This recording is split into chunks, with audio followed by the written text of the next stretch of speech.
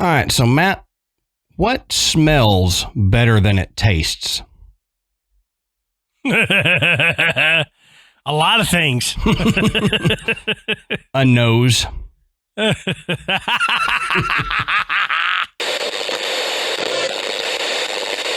Good.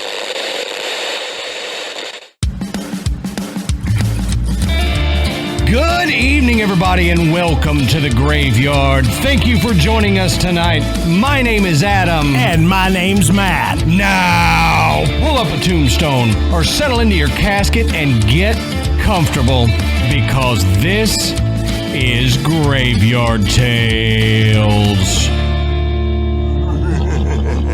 All right, everybody, here we are again. Matt, how you doing tonight with the first true episode of the new year? I know. First episode of 2022. Man, I tell you what, 2021 just seemed like it flew by to me. It did, dude. It did. I can't even fathom that it's been a year. Another year with all this going on. Mm-hmm. And two, it just seems like the other day that, I was taking a birthday trip. Yeah. In January. I mean, It's like I felt like I just did that a few months ago and it was a year ago. It's time again. I know, man. I know. I don't understand how it went by so fast. I blinked and it was New Year's and I'm like, oh crap. And then like you mentioned in the last episode, we're going on starting basically the 5th year of Graveyard Tales here. It's insane. I don't know how we've gone this long. We've only gone this long because of everybody listening. So thank you for the 5 of you that have continued to listen through this. You're like family now. Yeah, exactly. But real quick, we want to say go check out the Podbelly Network at podbelly.com. You can find some different shows to listen to that you might not run into normally. And you can find some tricks and tips on how to start a podcast and record if you're interested in doing that. Also want to thank tonight's sponsors, Feals and Prairie, and we'll talk more about them here shortly. But I'm still stuck, Matt, on this whole, it's already 2022 and a new, a new episode for a new year. But why don't we go ahead and get into it? This is a very apropos episode for the new year. Yeah. So tonight we're going to discuss another haunted hotel, but this one is very unique. It's the Drake Hotel in Chicago, Illinois, and it actually opened on New Year's Eve, 1920. Yep. And another caveat to that is the most famous ghost story associated with the Drake Hotel, the backstory occurred on that opening night. Right. So, as Adam said, it's very apropos for our first show of the year. We're just coming off New Year's Eve. Hope everybody had a nice and safe holiday. We're going to get right back into what started us off, haunted places.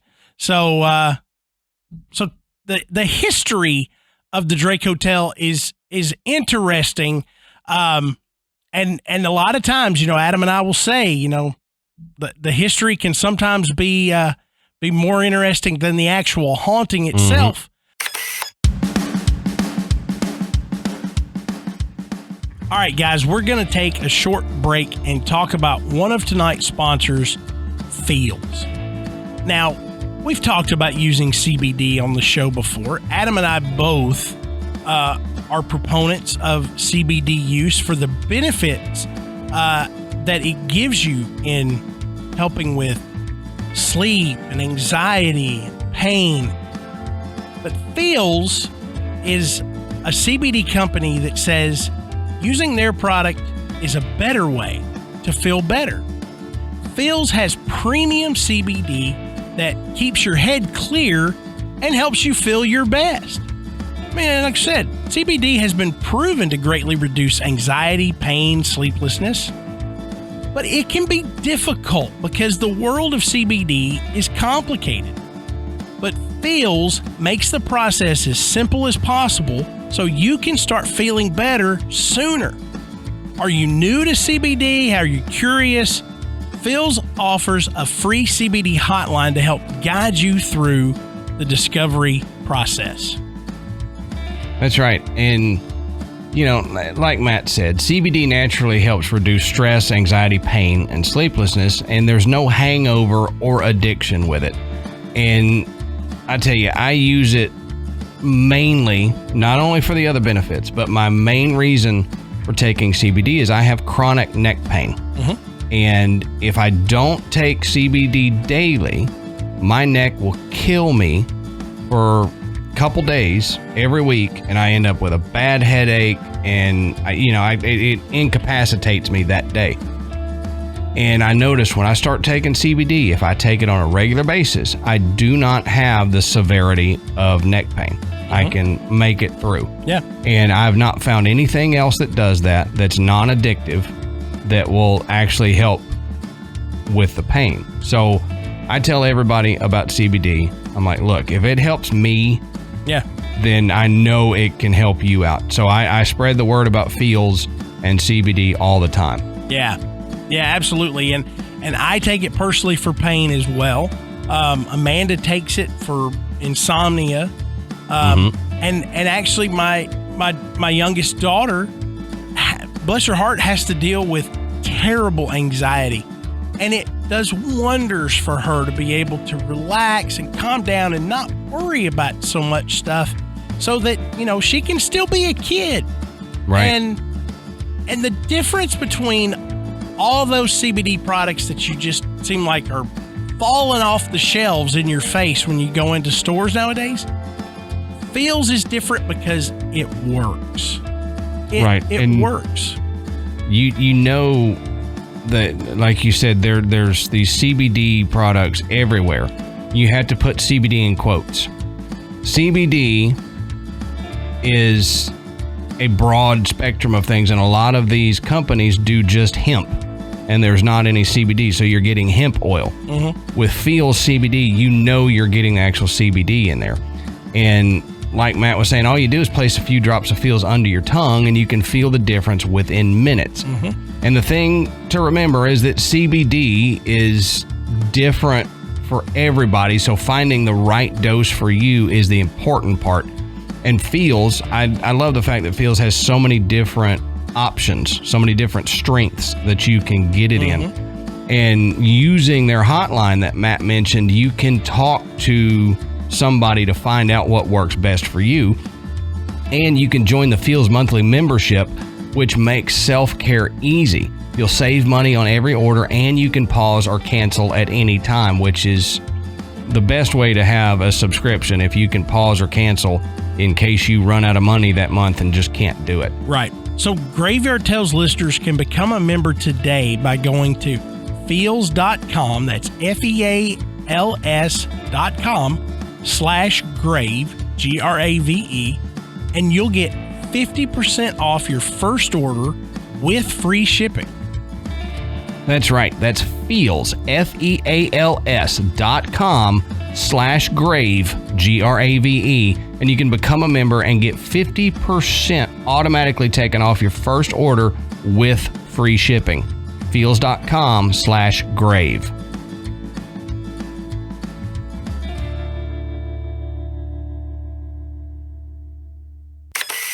But Adam's gonna explain the history of the Drake Hotel to us. So take it off. All right. Take it off.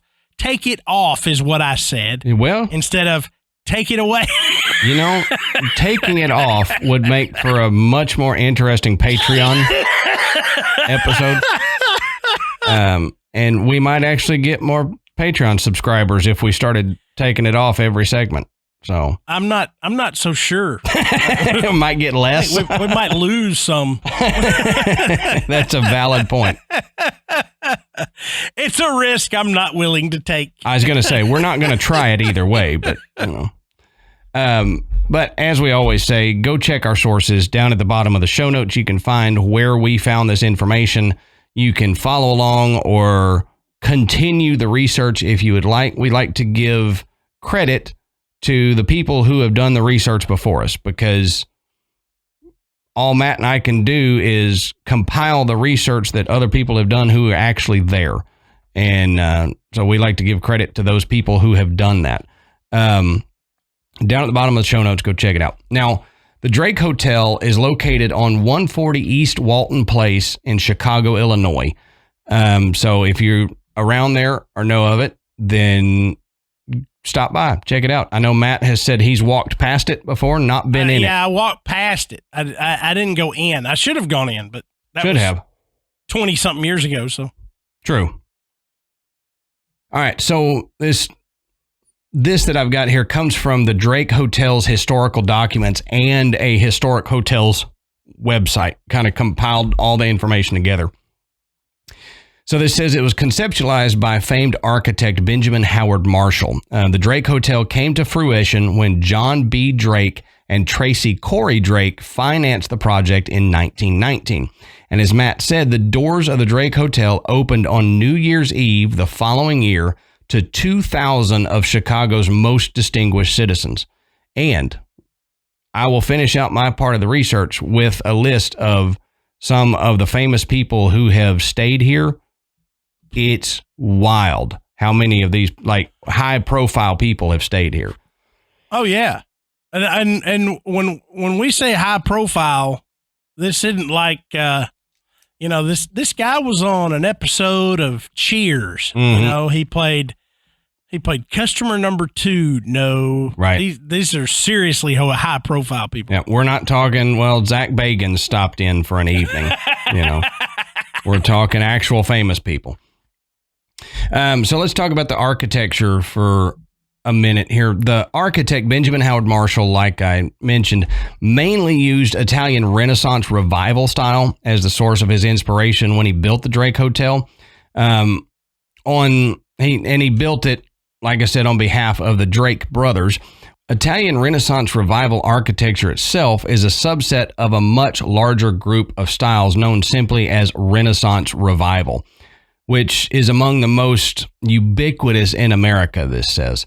Sometimes referred to as Neo-Renaissance, Renaissance revival architecture is a group of architecture revival styles that originally date back to the 19th century. Now, neither Grecian nor Gothic in appearance, Renaissance revival style architecture drew inspiration from a wide range of structural motifs found throughout early modern Western Europe. Architects in France and Italy were the first to embrace the artistic movement. They saw the architectural forms of European Renaissance as an opportunity to reinvigorate a sense of civic pride through their communities. So those intellectuals incorporated the colonnades and low-pitched roofs of Renaissance-era buildings with the characteristics of Mannerist and Baroque-themed architecture. It says perhaps the greatest structural component to a Renaissance revival-style building involved the installation of a grand staircase in a vein similar to those located at the Château de Blois and the Château de Chambord in France. I know I pronounced those wrong, but I tried. I think you're close. I feel like I was close, but I felt dumber things too. So this says this particular feature served as a central focal point for the design, often directing guests to a magnificent lobby or exterior courtyard. Yet the nebulous nature of Renaissance revival architecture meant that its appearance varied widely across Europe and North America. So basically, it's saying a lot of the older architecture that you see is this Renaissance revival style, and 90% of them or more have a grand staircase in the center of the lobby or somewhere. And how many hotels and buildings have we discussed that have this grand staircase going up there, and there's usually a haunting with the staircase? Yeah, it is that liminal space, that in between. Yep. And so many of these hotels had it. I mean, it was just, it was, when you walked into the lobby, it was what they wanted to draw your attention. Right. And it did. Now, this goes on to say that throughout the Roaring 20s, the Drake became high society's first choice in opulence. The Fountain Court, now known as the Palm Court, hosted Chicago's social elite every day for tea, and a continuing tradition at the Drake. So they still do that, apparently. It says the popularity of the illustrious urban resort continued to rise well into the 1930s, seemingly unaffected by the crash of 1929. Now, this says that icons such as Bing Crosby, Walt Disney, and George Gershwin could be seen sipping a cocktail and listening to Herbie K in the Gold Coast room. So that's a few of the high-profile people that stayed there. Now, it says in 1932, the Cape Cod room became Chicago's first choice for fresh fish and seafood and the nation's first themed restaurant. Now, 20 years later, seen laughing over drinks, newlyweds Marilyn Monroe and Joe DiMaggio would carve their iconic initials into the bar's world-famous wooden counter. So that's kind of cool. Mm-hmm. Now, on December 6, 1933, the day after Prohibition was repealed, Coq d'Or opened to the favor of thirsty patrons eager to purchase a 40-cent whiskey. Why can't I find a 40-cent whiskey that's any good? There's no such thing anymore. That's a good point. I bet it wasn't any good back then either. They just thought it was. Oh, it was probably terrible.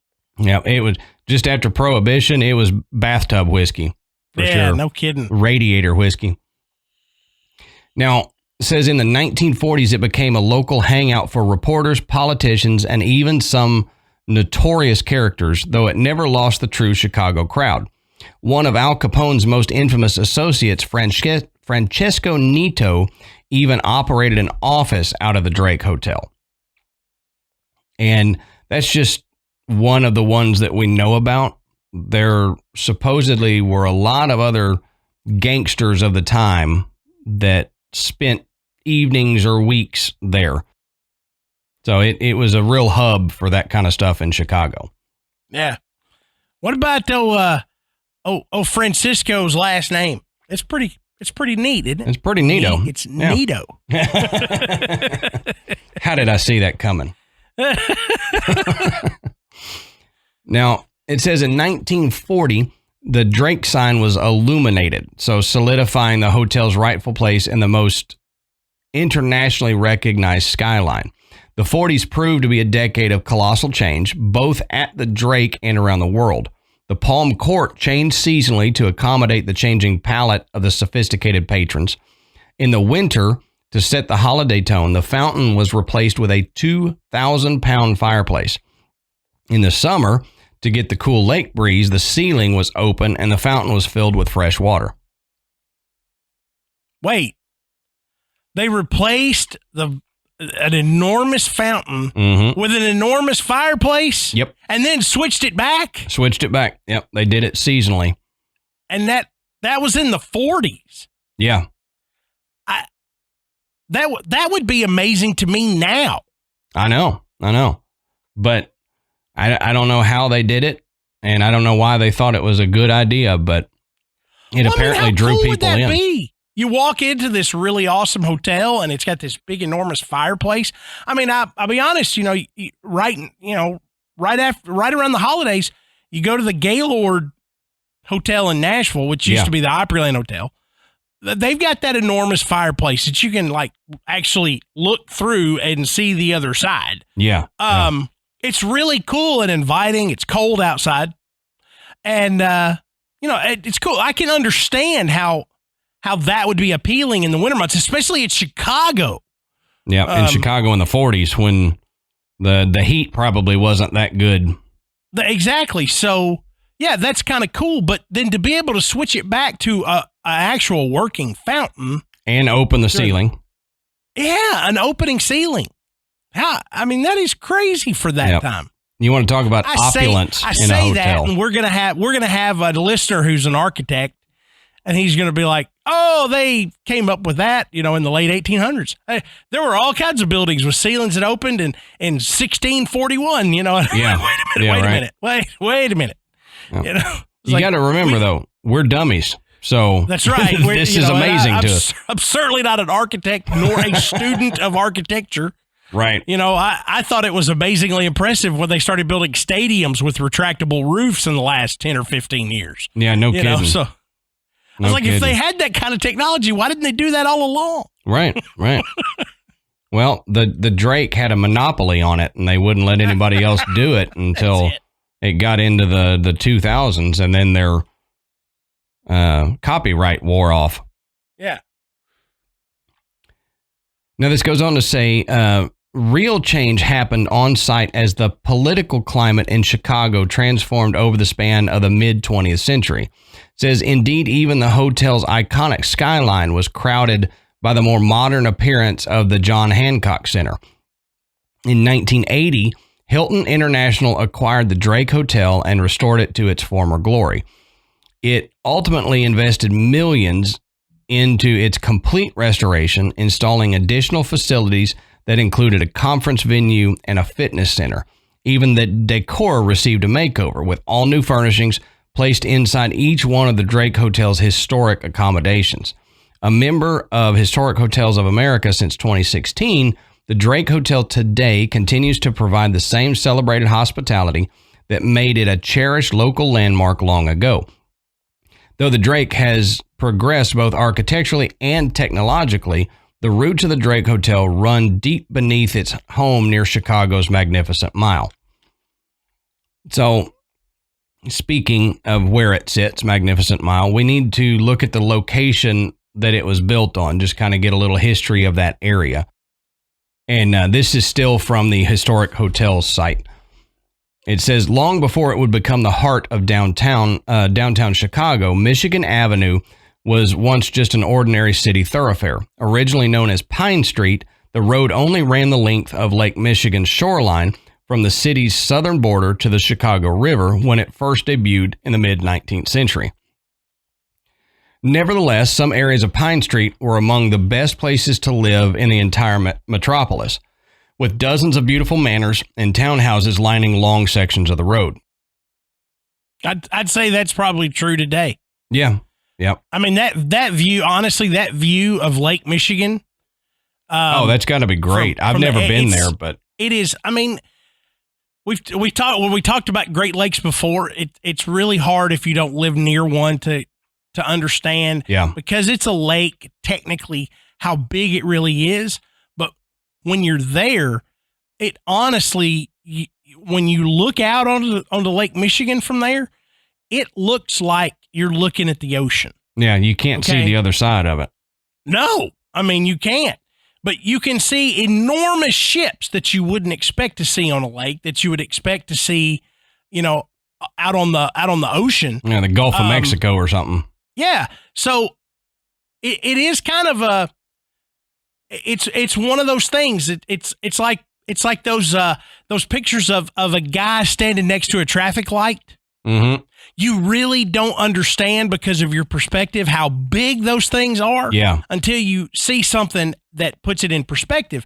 And that's kind of how I was the first time I went to Chicago, and I was riding down along, the coast there. And I was just like, this is unbelievable. So, I mean, this gives you an idea of where this hotel was and just how it attracted the luxurious society, because this was hot stuff, right? To be right down there with that kind of view and all the business and everything that would have lined that street right there on the coast, on the shore or whatever. I guess it's a shore. Sure, yeah. Yeah. Yep. This says that a few municipal structures also opened too, specifically warehouses and factories. Now, among the most iconic city structures built were a gorgeous water tower and pumping station. You don't hear that often, gorgeous water tower and pumping station. Yeah, they usually don't make those all that attractive. No, you usually hear crap. They opened a pumping station. not, oh, they opened a pumping. That's cool. Yeah. Got a playground and a snack bar and everything. And a water tower. Look at that. Says, sadly, much of Pine Street was destroyed amid the Great Chicago Fire of 1871, save for a couple historic structures, like the iconic water tower. Now, it would not be until two architects named Daniel Burnham and Edward H. Bennett submitted plans for the city's complete renovation that Pine Street's potential redevelopment became a real possibility. At the behest of the Commercial Club of Chicago, both Burnham and Bennett began devising a series of integrated projects that ultimately sought to improve Chicago's waterfront and downtown core. One of the particular regions of Chicago that attracted their attention was the dilapidated Pine Street. Burnham and Bennett specifically called for its rehabilitation into a sprawling center of local commerce.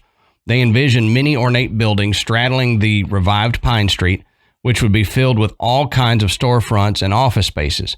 Furthermore, they called for Pine Street to be widened considerably in order to grant access to the new forms of mass transit that were now proliferating through Chicago. While local business leaders formed the Greater North Michigan Avenue Association as a way to fund the plan in 1912, actual construction along Pine Street did not truly commence until the onset of the Roaring '20s. So right about the same time that the hotel was coming up is when all of that really took off. It says, by this point, a massive boom in commercial building projects was transpiring all over the Chicago shoreline, with Pine Street becoming one of the main focal points for the construction. Transformed into a new sprawling boulevard called Michigan Avenue, many kinds of new structures appeared along the revitalized corridor that displayed an amazing breadth of architectural styles. Some of Chicago's most iconic landmarks debuted along Michigan Avenue, including Tribune Tower, the Women's Athletic Club, and the Wrigley Building.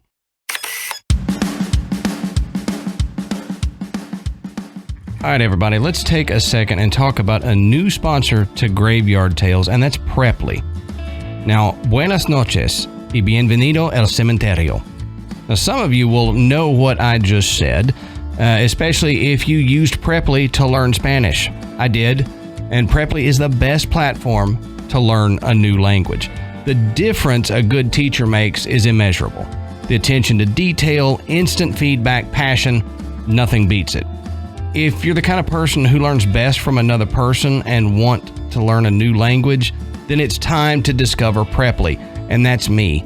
The tutoring of Preply is what really helps, because you can read it all day long and not understand it, but if you have a tutor sitting there with you and saying, nope, you didn't say that right, or just conversing with you in a new language, that really helps.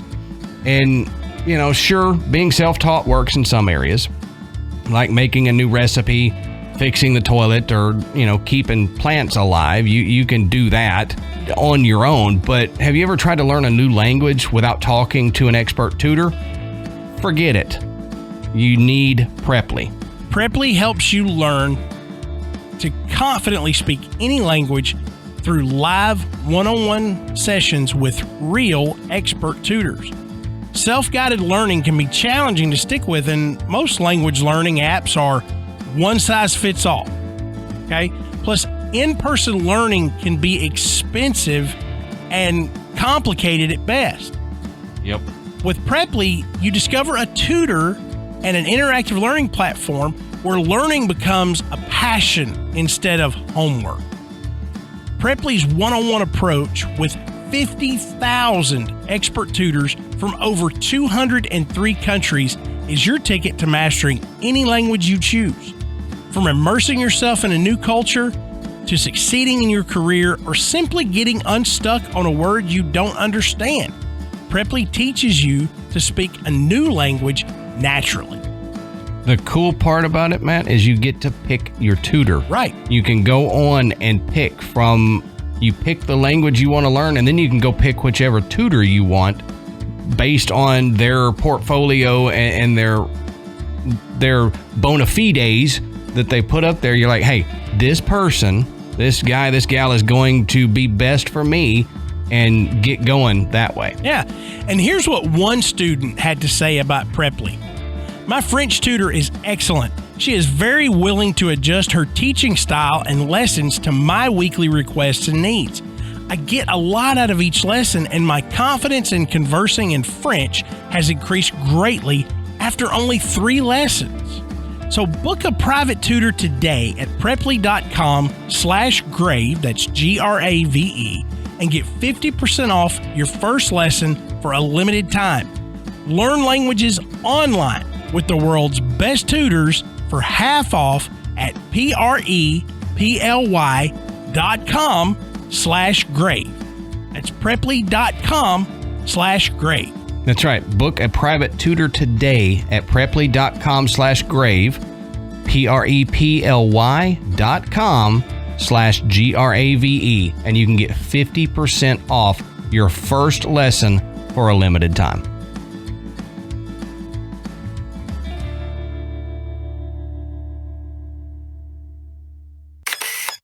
Engineers even connected the thoroughfare to the rest of Chicago by way of the double-decked. Y'all will have to tell me, is it DuSable Bridge or DuSable? It may be DuSable. DuSable. One of those names. They put that up. The DuSable, Disable, whatever bridge. Disable. Unfortunately, the onset of the Great Depression abruptly brought an end to the work occurring all over Michigan Avenue. Construction would only resume due to the efforts of another noted Chicago-based real estate developer named Arthur Rubloff. I thought that was interesting. It's not Rudolph like your last name. It's right. Rubloff. Rubloff. So maybe no relation. Maybe I'll start calling you Rubloff. Matt Rubloff. Now, in 1947, Rubloff specifically launched a targeted campaign to reignite the creation of ornate skyscrapers through his affiliation with the Great North Michigan Avenue Association. He even sponsored a brilliant series of plans presented by the renowned architectural firm Hollibird and Root to craft many new outstanding structures. But perhaps the most telling legacy of Rubloff's was the moniker he bestowed upon the revitalized thoroughfare. Upon witnessing the wealth of gorgeous buildings that had appeared along the avenue, he decided to christen the location as the Magnificent Mile. The building projects continued unabated for many years thereafter, in which they constructed such renowned landmarks as the celebrated John Hancock Center. Michigan Avenue has since remained a fixture in downtown Chicago, attracting countless visitors each year due to its wide variety of upscale storefronts, eloquent restaurants, and fascinating cultural attractions. So, really cool. Yeah, super cool. So, real quick, let's look at some of the famous guests who stayed at the Drake here before we hand it off to Matt, and see if maybe we run across any of these people a little later. Bing Crosby, like we talked about. Yeah. Elizabeth Taylor. Marilyn Monroe, who I guess carved her initials into that bar.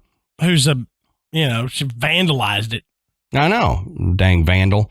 Dean Martin, Judy Garland, Frank Sinatra, Walt Disney stayed there. George Gershwin, the composer, stayed there. He probably had composure too, as a composer. I'm sure. Yeah. Charles Lindbergh, Joe DiMaggio, Winston Churchill, Prince Charles, Queen Elizabeth, Princess Diana, Herbert Hoover, Dwight Eisenhower, Gerald Ford, and Ronald Reagan. All the presidents that have stayed there. Yeah. Yep. Well, it's pretty impressive. And like I said, the building itself is quite impressive, and it's old. So it's not as old as some places we've talked about, but for the United States, it's a pretty old building. And it's been through some renovations, so they definitely kicked up some dust and probably a few spirits along with it. Now, sure. It's interesting about the hauntings because there's not many, but One thing I always go for when I'm researching a place that's supposedly haunted is, do they have any recurrent spirits that are, they have a description, there's an apparition, and it happens over and over again where it gets a campy little name from the staff or from visitors or whatnot. It's not a one-off. Yeah. The unique thing about the Drake Hotel, as opposed to other haunted hotels that we've talked about, is there's not really any of that just oddball occurrences. So you think about the haunted hotels we've talked to in the past, whether they were old, or whether they were fairly modern, we see a lot of the same thing. Covers being pulled off. Feels like someone's sitting on my bed. Doorknobs jingling. Doors slamming. Hear somebody walking in the middle of the night. Nobody's in the hallway. Those kind of things. And those are all fun, but we see them a lot.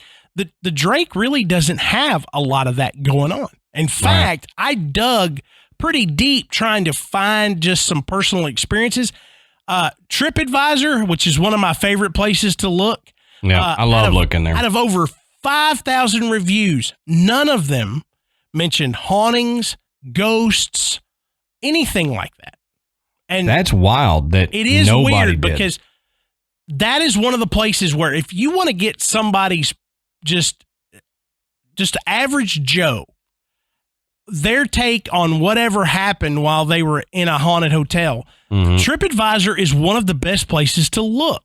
Oh, sure. Yeah. Okay. Because people will say, hey, we heard this place was haunted. So we took, we decided to stay there on our trip to whatever. And, you get those stories and they're great. It's unfiltered, unedited. It's just somebody telling what happened. I was shocked that there was nothing like that. That's crazy. But the stories, the ghost stories are very cool. Even if they're not, the actual sightings and experiences are not as commonplace where, you could probably stay at the Drake 100 times and never catch any of these. But the stories, at least for two of them, the stories behind the hauntings are really interesting and in some cases gruesome, that kind of makes you understand, okay, yeah, I could see where this would cause a spirit to linger around. Yeah. So one of those stories is the woman in black. Now, we always say a lot of these places have a woman in whatever color dress. Yep. Well, the Drake has two of them. This one happens to be the woman in black. So woman in black, woman in white, woman in red, woman in gray, or the gray lady. Yeah. Or something like that. Why is it never like the woman in chartreuse? That's a good point. Maybe the spirit world hates chartreuse. The man in periwinkle pants. Yeah. I'll be the man in plaid. He looks like a lumberjack. What's going on? This must be a spirit who grew up in the 90s. Yeah, that's right. He shopped at Abercrombie and Fitch. Yeah. I get every time the ghost appears, it smells like an Abercrombie and Fitch store. I don't understand. Oh, they pump that in. Yeah. It smells like Axe body spray. What? Hey, why? You know what? It's a funny aside. When Amanda and I were early in dating, she told me, just in passing, how much she liked the smell of Abercrombie and Fitch in the store. So what do? Okay. I go and I try to purchase, the fragrance. They sell cologne and everything. And so I'm looking at, none of them smell like this. So I ask, what is the smell? Yeah. What's the smell in the store, And they said, that's a special blend that they pump in through the ventilation system. I was like, oh, so it's not like you're using it as a marketing tool for your cologne or whatever. No. It's completely different. I was like, oh, well, okay. Yeah, so I just wandered around the store for about 20 minutes before I met her. So I would kind of smell it. There you go. Just every date you go rub yourself on all the clothes in the store. You smell good. I had no idea they did that. It's like, I guess Walt Disney, they pump in the smell of baked bread and baked cookies. So yeah, why not? Smells are strong. But anyway, we digress heavily. As always. So the story behind the woman in black. So popular socialite Adele Bourne Williams was murdered in the Drake Hotel in 1944. Now, Adele was the wife of a well-known State Department attaché. So Adele and her daughter were returning to their 8th floor room, and they noticed that the door was unlocked. So inside, as the story goes, they found a gray-haired woman in a black Persian lamb coat who had been hiding in the bathroom.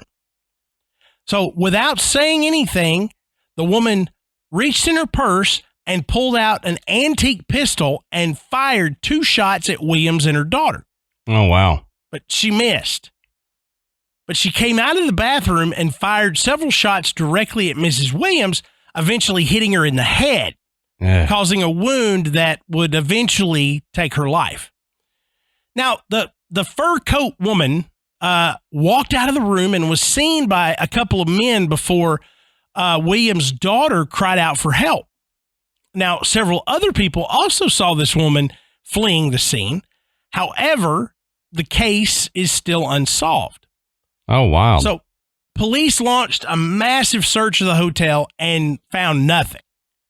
However, 4 hours later, the murder weapon was found broken in a stairwell that apparently it looked like somebody had dropped it from a high floor. Like threw it down like a stairwell, and when it hit, it just broke into pieces. But police said they had already searched that area, so the gun apparently had been returned to the scene of the crime. Huh. Now, also, a spare key to Adele Williams' room had been reported missing from the front desk at the time of the murder. But mysteriously, it appeared back on the desk at 10 o'clock that evening. So somebody had the key. Yeah. And brought it back along with the gun. Who does that? It's crazy to me that nobody saw anything. Nothing. Yeah. And it makes me think, could that person have worked there? Could the fur coat lady have worked there? And that's why she could go around unnoticed and throw the gun, put the key back, and all that stuff. Exactly. Now, the motive was unclear as well. No jewelry or valuables were taken. And Mrs. Williams had $100,000 in cash in a safe deposit box. That's a lot of money. So the thought was, at least my thought, maybe she was paying someone off. Yeah. Maybe she was being blackmailed. But Mrs. Williams herself seemed to have been a little strange. So someone who commented on the original version of the story remembered being a small child and living close to Mrs. Williams and seeing her running out of the house in like peach colored pajamas, butt naked. And the word at the time was that she had some, mental health issues. But again, that could have just been a rumor. Yeah. Well, and around that time, mental health issues were... They weren't accepted socially. Yeah, I was going to say, it could have been anything. And they just said, oh, she's got a mental health issue. Yeah, call it what it is. You had some kind of defect. Yeah. If you had a mental health problem, no matter what it was. Right. So those things were kept very quiet. And for somebody to start a rumor about someone having a mental health problem, then, that could be devastating to your... So now we're talking about, the 40s. Okay. Mm-hmm. but also, you know, there was no Twitter, no Facebook, Instagram. People didn't see these socialites. Simpler times. Yeah, these well-to-do people. So rumors was what they had. Mm-hmm. I mean, you know, you think about it think about how popular the headlines of the National Enquirer were in the 80s. Right. Because that's what we didn't see, those people every day if we wanted to, like you can now. Well, and even now you've got things like TMZ, which is super popular. And it's like, why do you need to watch TMZ? Just go look online and you can see what they're doing. Yeah.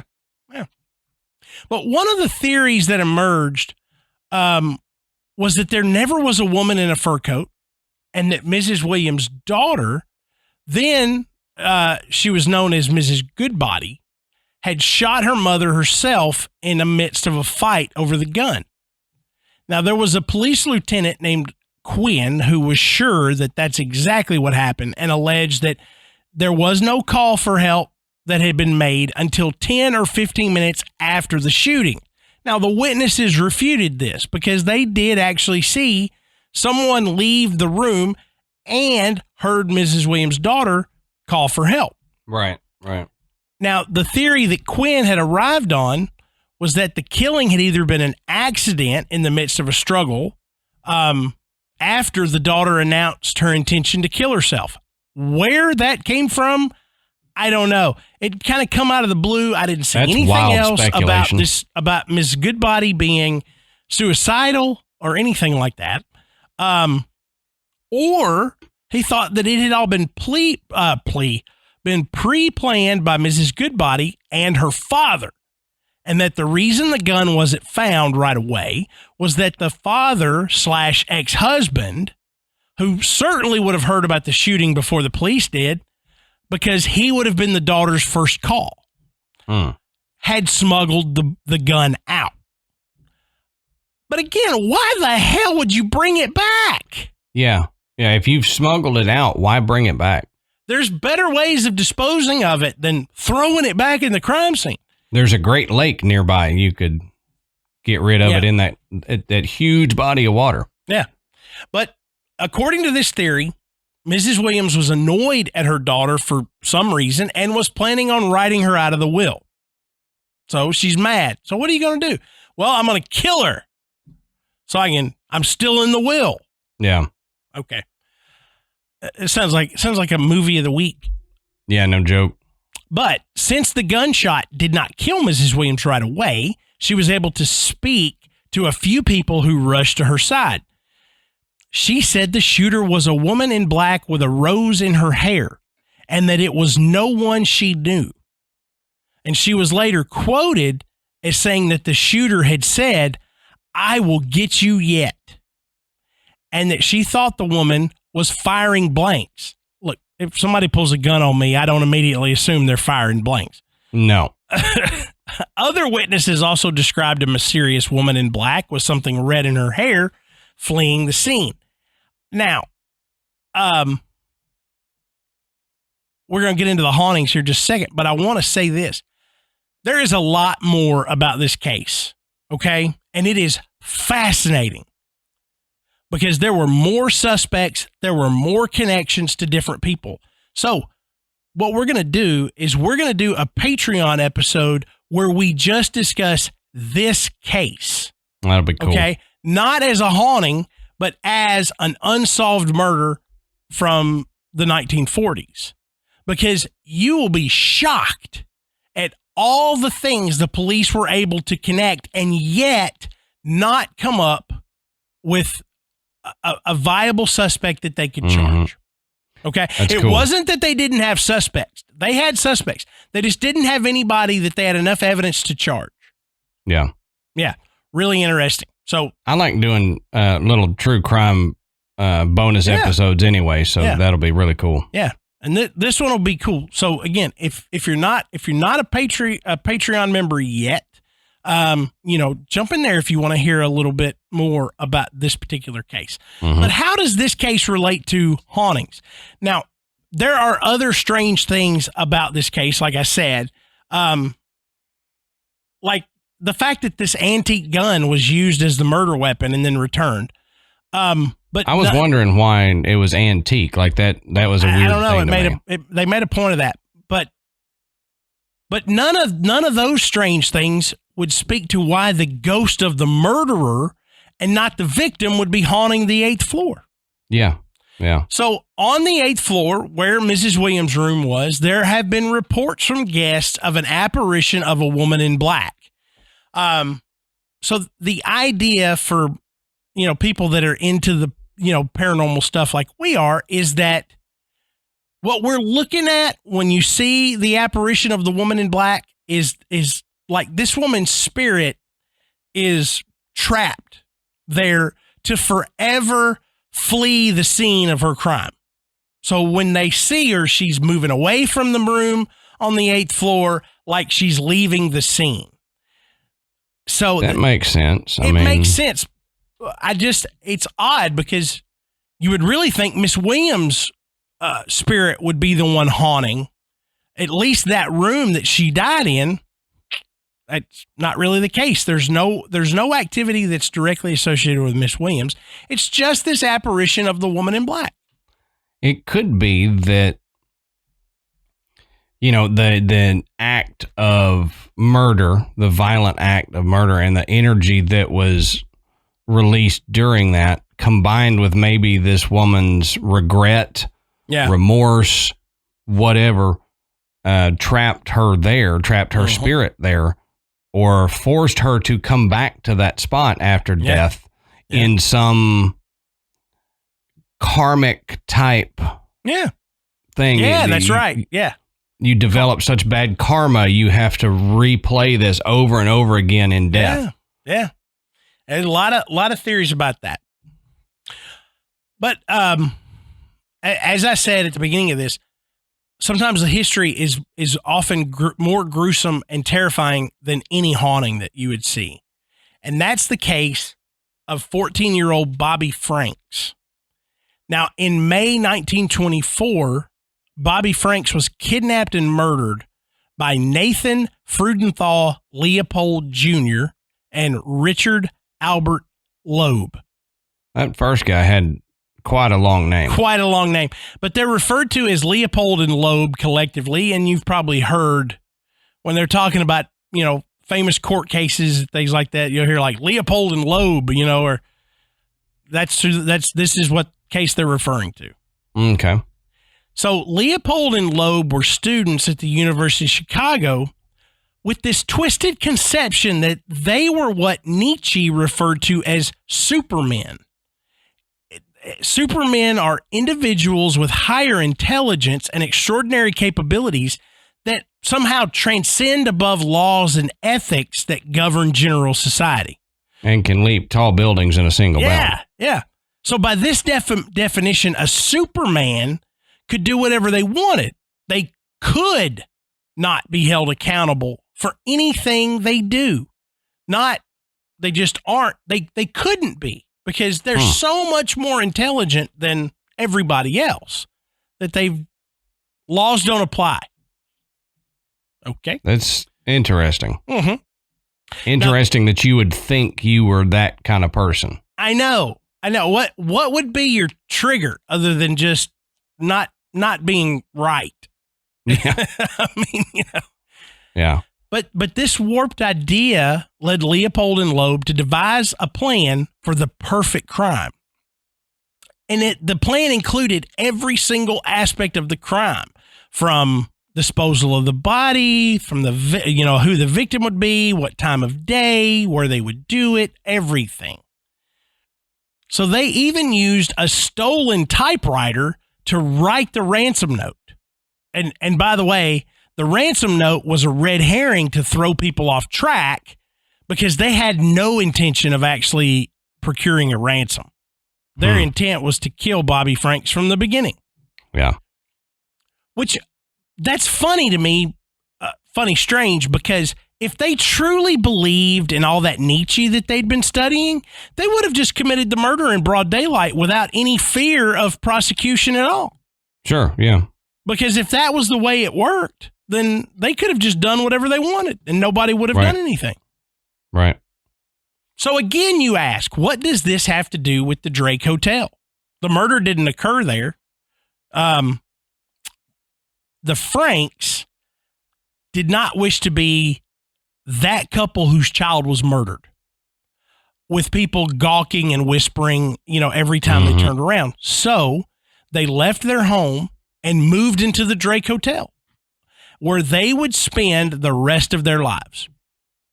Now, Bobby's father died of a heart attack in 1928, and his mother died just 5 years later.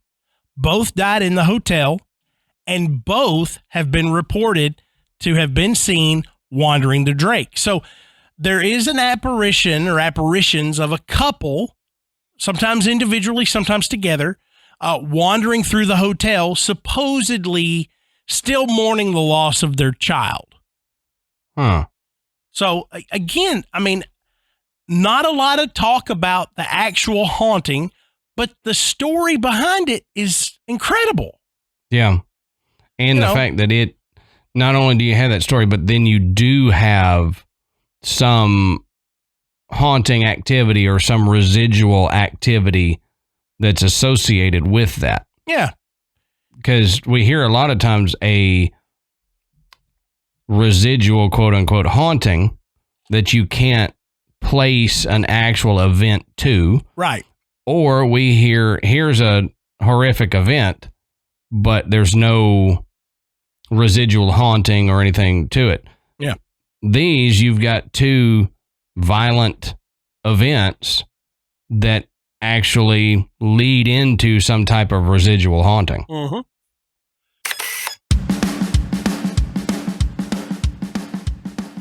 All right, everybody. Now, as a fan of the supernatural, thrillers, and all things horror, this is the greatest month ever.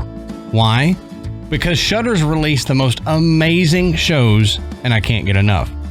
With Shudder, you can stream supernatural, thriller, and horror movies and TV shows across all of your favorite devices. Shudder's streaming library has just about everything, from original movies like VHS 94, The Boy Behind the Door, and PG Psycho Gorman, to the hit series Creepshow by executive producer Greg Nicotero of The Walking Dead.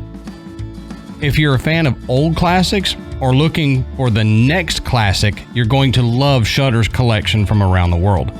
They've got The Wicker Man, Blood on Satan's Claw, and the all-new movie The Last Thing Mary Saw, and so much more. And Shudder has just released an exclusive documentary called Woodlands Dark and Days Bewitched. It's the ultimate history of the folk horror genre. Now, we've discussed A Discovery of Witches before, which you can find on Shudder. And one of the things that I like the most about Discovery of Witches is that it covers all of the different topics that we discuss. It's got fae, it's got witches, it's got any of those supernatural creatures and all that on there. So we highly recommend A Discovery of Witches, and the new season premieres January 8th. So you can get in on it now. If you haven't started it, go start it, and they've got a new season coming out now. So you can stream all of this and more from Shudder's ever-growing library ad-free for just $5.99 a month. Now, like I said, if you're a fan of supernatural, thriller, and all things horror, you're going to love Shudder as much as we do. And right now, you can stream your first 30 days of Shudder for free. That's free, guys. Free for 30 days. All you got to do is go to shudder.com and use our promo code GRAVE. That's SHUDDER.com, and use our code GRAVE, GRAVE, to stream your first 30 days of Shudder for free. Shudder.com, code GRAVE.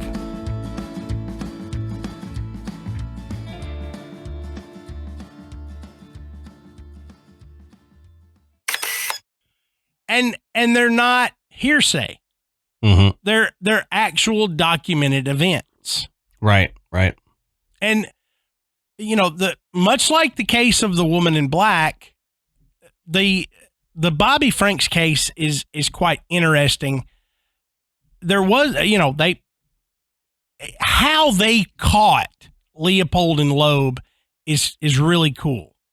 My advice, I'm not going to do it yet another Patreon on this case. It's not as interesting as the other one. But my advice would be, if you haven't ever looked at this, go back and look, because you remember, when this occurred and how the police were able to piece things together to come up with a suspect. It fascinates me how they can do that. Like now we're like, oh yeah, they get DNA, they get blood, whatever. You go so many decades back and it's like, how did you pin it to this person? How did you find that evidence and actually be able to prove it was this person? That's fascinating. I'll give you just a tidbit of it. Okay. Which I thought was so cool. So they found a pair of glasses at the scene where they found Bobby Franks' body, which was in a culvert. Okay. Mm-hmm. Again, if you're able to get away with anything because you're so smart, why should you even have to hide the body? Right. It almost says they didn't believe what they were trying to make themselves believe. But anyway, so they found a pair of glasses there. Now, the frames and the prescription of the glasses was extraordinarily common. But this particular pair of glasses had a very special hinge. Okay. It was very unique and it had to be special ordered, and only 3 people in the area had ordered glasses with that hinge. And one of those was Leopold. And so that's how they made the connection. Now, of course, he said, I was out bird watching a week ago and I must have dropped them. Of course. That's amazing to me. They were able to piece that together. That would amaze me if it happened today. Yeah. They were able to, that's some CSI stuff. Yeah. You pin it on somebody with a hinge, a special hinge. Yeah. How do you even think to look at a hinge? And this is 1924. When I was doing this, I was like, this is so cool. But as we said at the beginning, the most famous ghost story about the Drake Hotel has got to be the woman in red. Okay. Lady in red. That song was in my head. The whole research. Yeah. So according to legend, this is the ghost of a woman who caught her husband cheating at the New Year's Eve party in 1920. Just after the hotel first opened, and she threw herself from a 10th floor window. Yep. This is the case that spurred this whole episode. That's right. We talked about this on another Patreon episode, and it brought up, hey, well, let's look into the Drake. And so here we go. Yep. And it's gonna prompt another Patreon episode, which is pretty cool. I don't think we've ever had that. No. But if this suicide actually happened, it didn't make the papers because there's really nothing to verify the story. You think a woman that jumped off the 10th floor of a brand new hotel on New Year's Eve, that somebody would take notice of that. That's just not something that happens every day. There was a former model who jumped from the 10th floor window, but she was a little bit older, and the papers back then described her as being once beautiful because that's harsh. The media called it like they saw it back then. There was no sugarcoating. No. It was a punch to the gut every time. That's harsh. And this also happened decades after the hotel had already opened, so it's not the same case. Now, guests at the Drake say that they still encounter the lady in red roaming the halls on the 10th floor, but she can also be seen hanging out near the Gold Coast room and the Palm Court. But even if we can't verify the story of this woman's suicide, it is the most famous story that's associated. It's the one you will most likely hear if you're planning a trip to Chicago and looking at staying at the Drake Hotel. This is the one this is their headliner. Okay. Mm-hmm. And the writer of one of the articles that I was reading about the lady in red, he made an interesting point. If you look at the style of the Drake Hotel, it's got, I can't remember what that is called. It's where here's the main lobby, ground floor. Maybe it goes up three or four stories. Okay. But then the rest of the hotel kind of goes up on the sides and behind it. So there is the lobby essentially has 3 floors, but then the rest of the hotel keeps going on up. Does that make sense to you? If you look at a picture, you'll know exactly what I'm talking about. Yep. Because the swimming pool was up there. Yeah. Okay. So if she jumped out and landed there and not on the sidewalk, there's a really good possibility that either no one saw it until she was found, or only guests that would have been milling around that area at the party would have seen it. And it would have been much easier to keep quiet. And of course, a woman committing suicide by jumping out of the window of a brand new hotel in downtown Chicago, that's not good PR. No, that's something you want to keep out of the papers. So there's a possibility that it did happen, and it happened in a way where the hotel owners could cover it up and keep it from leaking out. So there's always that possibility. It's a good possibility. Yeah.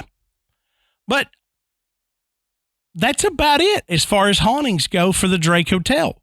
Fantastic stories. Really good backstories.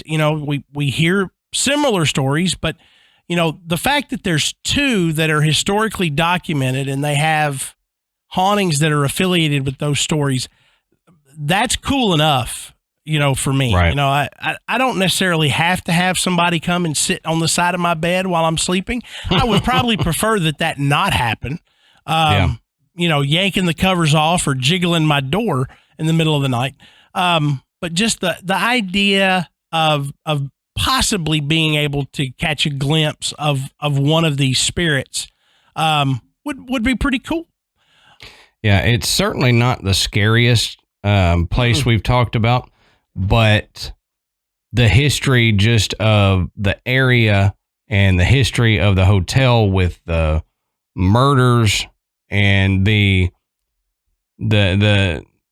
tangential murder where the kid was killed elsewhere and then they came there to live the rest of their life there. That's amazing. There's a lot of cool history behind it and a lot of interesting unsolvedness to it. And like Matt said, if you want to hear more about the unsolvedness of the case, join our Patreon here in the next week or so. Yeah, absolutely. So, this is the point where we kind of ask you, what do you think? We also ask that if you've ever been to the Drake Hotel, if you've had an experience there, we would love to hear it. And one of the best places to share that is in our Facebook group. We have, I think over 6,000 members now. It is one of the most active groups I've ever been a part of. Fantastic people. You can come in and share your personal experiences, and no one's going to make fun of you. No one's going to say, that's baloney. Everybody just wants to hear these really cool stories. Okay. Yep. And especially Adam and I. But you can also find us on Twitter and on Instagram. Just go and search Graveyard Tales, and you can check out our website, which is graveyardpodcast.com. On the website, you can find links to purchase Graveyard Tales merchandise. You can listen to the show, and you can become a patron, which is where if you want to hear the rest of the story related to the the woman in black, then by all means, that is where you need to go. and follow that link. And we appreciate the donations to the show because it really does help us going. Oh, yeah. And you can find that link in the show notes there. Just click on it and it should take you straight to our Patreon. Yep. So until next time, we'll save you a seat in the graveyard. See you soon.